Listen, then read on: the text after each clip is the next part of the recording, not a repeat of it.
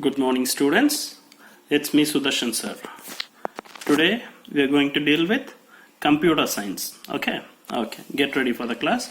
Take your book and pencil. Okay. Mark important points which you feel necessary. Okay. Networks. Now the next topic is networks. Okay. A single computer will never form a network. Will a single computer form a network? No, it will never form a network. So a group of computers in office form a network. In office, will there be only one computer? No, more than 4 computers or more than 3 computers will be there. So it forms a network. Okay, more than one computer, 2 or more computers form a network. Okay. So each and every computer in school or office does not need resources like software. So there are many computers in our school. Does each and every computer need software like Flash or Microsoft Office and so on?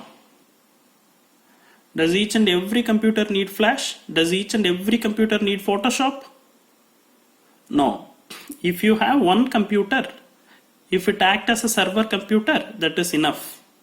You can install the Photoshop and you can install the Flash there. So what happens? Each and every other computer, if it is connected to each other, if it forms a network, if each and every computer in a computer lab, if it is connected to each other only, it forms a network, right? Okay. If each and every computer are connected to each other, and if it forms a network, then Photoshop is enough to be in only one computer. So other computer can access through that computer. Okay. One computer can be chosen as host computer. Any one computer can be chosen as host computer or main computer. So the resources like software and data can be installed in it. As of I told, one computer is enough and the resources can be stored in that and installed in that. So it can be shared by other computer which are connected to the main computer. So what happens? Each and every other computer which are connected to the main computer can share the data. So you can share the data from client computer to the main computer and also from the main computer to other computers. Okay. Either you can call the client server computer. If it is server computer, if it is data are installed in server computer, you can share it with the client computer. And also you can share some data in the client computer with the server computer also. Okay. This process is known as network. This connection process and sharing process is known as network. Okay. They are connected to each other and they share resources. So this process is known as network. Okay. That is, a server computer connects all its client computer and shares information. This is called network. Yeah, what I told before. There is a server computer and it connects all other client computer and shares the information, data, everything. This is called what? Network. Okay. A network is classified into 2 types. A network can be classified into 2 types. They are LAN and WAN. LAN and WAN. Okay. When 2 or more computers are connected with a limited area, it forms a LAN. When 2 or more computers are connected within a small limited area, it forms a LAN. For example, our computer lab, if each and every computers are connected in a computer lab in school, it forms LAN network. Local area, only small area is there and few computers are connected to each other. So it forms a local area network, LAN. Okay. A LAN could be computers within office or small building. A LAN could be of computers. There may be many computers like 10, 15 and so on, 10, 15 to 20, but it is in small area and each and every computers are connected to each other and that forms LAN only, local area network only. Okay. Once LAN has been set up, data like text, picture, video can be shared between computer. Once LAN has been set up, once if you set up the LAN connection in computer lab or in office with each and every computer. So what you can do after connecting to LAN, after connecting each and every computer, after you process the LAN connection there, you can share text, picture, videos, everything. Okay, that's what. Okay, speed of transmission can be varied with the type of cable used. Speed can be varied with the type of cable you used to connect the each and every computer. If you use a very good quality like fiber cable, you can your speed of transmission will be higher. If your cable quality is little less, the speed of transmission may be less and data loss may happen. Okay. Data are also transmitted using Wi-Fi, wireless. Hence the transmission speed depends on Wi-Fi speed. See here there are wireless connection also. Using wireless also you can make a LAN network. In a computer lab, is it necessary to only connect through the wires? No. With if you have something called a modem, so with the help of modem you can connect each and every computer, and so you can share the data through network, through wireless network. So how the speed of transmission will be in wireless network, it depends on the Wi-Fi speed. If the Wi-Fi speed is high, the transmission speed will be large. If the Wi-Fi speed is low, the transmission speed will be less. Okay. However, connecting the computer is not easy. It requires more computer and same operating system.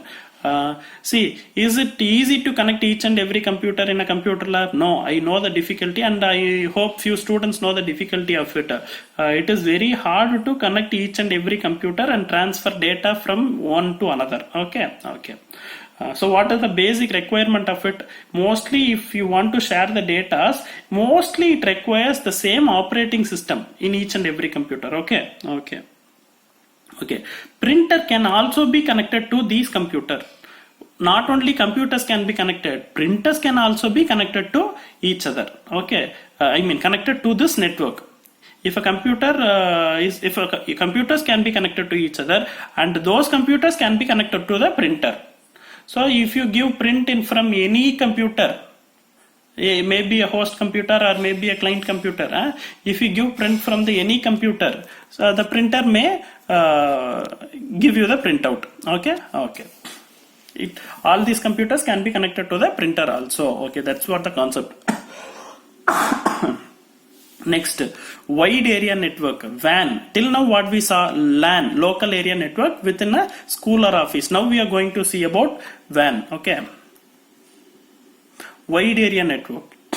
Network which are spread over large area are called WAN network. Networks that are spread over large area are called WAN network. WAN is a group of linked computers that are separated at larger distances. Take a small area in Gobi-Chettipalayam. Is each and every computers are connected to each other? No. Can you connect with each other? Yes, you can connect with each other. With what? With internet. You can connect with each other. Okay. A very huge WAN is your internet. What is internet? A very huge WAN is your internet. Okay. See, in LAN what happens? Computers are connected in computers are near to each other and they are connected in small areas, but in WAN it is not like that. Even the computer, if it is in so distance place also, you can connect to each other. For example, one computer is in one place and another computer is in 1 kilometer away. If you want to connect, you can connect using wireless mode, which is nothing but that concept is called wide area network. Okay. Wirelessly you are connected to more computer and can share resources. If it is wirelessly connected, if it is wide area network, it is mostly it is wirelessly connected, and so you can share more resources. Okay, from one to another. Models and protocols. Till now we saw different type of connections, networks, how a network forms using connections, local area network, wide area network. Now we are going to see models and protocols. Okay, how the sharing process happens. I told that computers can be connected and shared. Now how the sharing process happens, that is what we are going to see. Okay, that is models and protocols. Computers within a network should be able to communicate with each other. Computer in a network may be local or maybe a wide area. It should communicate with each other. Okay. Communicate with each other. Many models have been developed to make this communication possible. Many models have been developed to make this communication possible. A common model is where one computer acts as a server, the main computer, other computer can communicate via the server. Before I told like that, the computers are client. This model is called client server model. This model ensures proper management and security. Okay, what happens in the sense, now we connected computers, okay, WAN and LAN, now want to share information between each other. How can it be possible? So there are few models to do that. Okay, so one of the model is client server model. In this model, there is a computer that is which acts as a server, so it is called a server computer. So data are stored in the server computer, and what happens, those data are shared with the client computer. This is one type of model. Okay.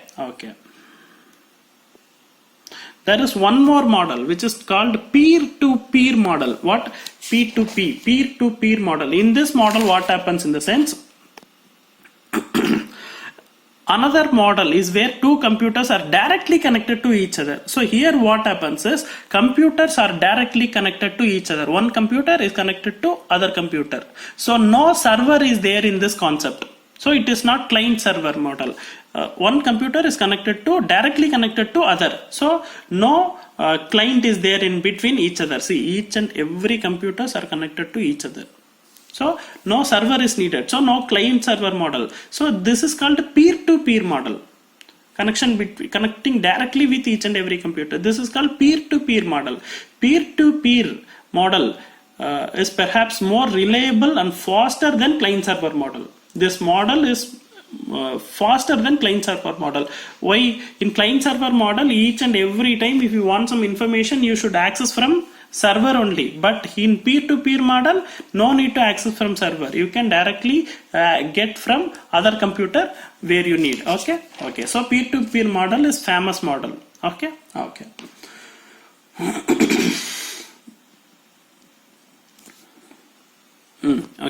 For any network, maybe LAN or WAN, for any network, a proper rule should be followed to exchange data or resources. A proper rule should be followed to exchange data or resources. That rule is called, those set of rules are called protocols. What? Protocols. Okay. That set of rules are called protocols. Okay.